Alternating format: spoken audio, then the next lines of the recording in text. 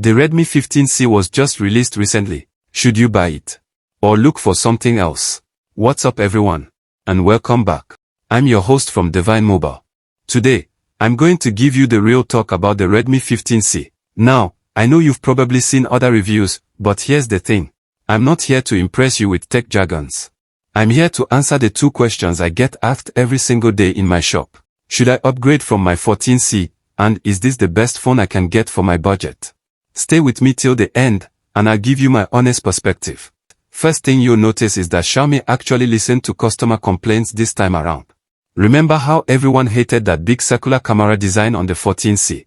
Thank God it was discontinued. This new design is clean, professional, and honestly, it looks like a phone that costs more than it actually does. The available colors we have in stock are the Moonlight Blue and the Midnight Black, but it seems there are other colors available. The build feels solid in hand, though it's definitely a big phone, at 6.9 inches. If you have small hands, this might feel like holding a small tablet. The good news is, they kept the headphone jack, but just moved it to the bottom. And as a bonus for us this rainy season, this phone has an IP64 water resistance.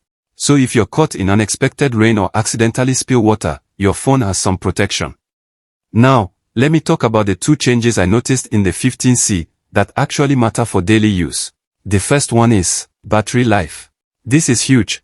We went from 5,160 mAh to 6,000 mAh. In practical terms, if the 14C lasted you one full day, this will easily give you a day and a half, maybe 2 days if you're not a heavy user. For those of you who hate charging your phone every night, this is a game changer. Number 2, charging speed. Here's something that annoyed me about the 14C. They gave you a 33-watt charger, but the phone only charged at 18 watts. With the 15C, you actually get the full 33 watts. It still takes about 90 minutes to fully charge, because of that massive battery, but it's much better than before. Now, let's talk about its performance. It has the same processor as the 14C, the Helio G81 Ultra. Some tech reviewers will complain about this, but here's what I've come to observe. It works perfectly fine for what 90% of my customers actually do. WhatsApp, Instagram, TikTok, YouTube, and banking apps all run smoothly. Light gaming like Subway Surfers, Asphalt 8, and even PUBG Mobile on low settings will run with no problems. However, this phone struggles during heavy gaming sessions. After about an hour of intensive gaming, it gets warm and starts slowing down. But let's be real, if you're a serious gamer, you wouldn't be looking at entry-level phones anyway. One thing I tell customers, get the 6GB RAM version if possible. Don't go for the 4GB unless your budget is really tight. That extra 2GB makes a noticeable difference in how smoothly apps switch. This phone comes with a 50MP main camera, and they actually downgraded the selfie camera from 13MP to 8MP. Would you notice the difference? Probably not, unless you're taking a lot of selfies. The main camera takes good photos in daylight. Just know that the picture quality might be poor in low light. You need good lighting for quality shots.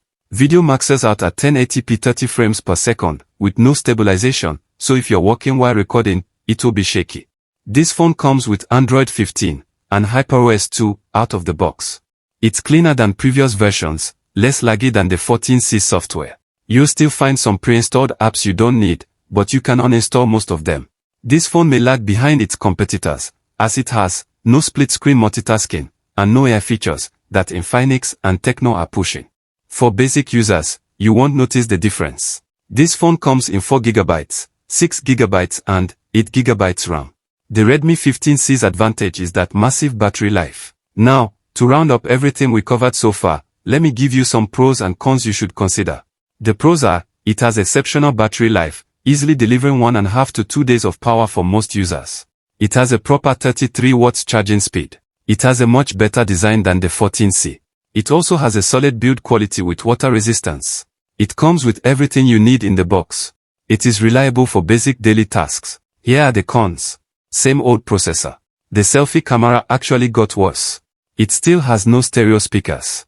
It still retains those thick bezels, and old-style notch. It has no AI features or advanced multitasking. It gets warm during heavy gaming. If you're using Redmi 14C, honestly, don't upgrade just yet. The improvements are nice but not worth spending 140k plus, when your 14C still works fine.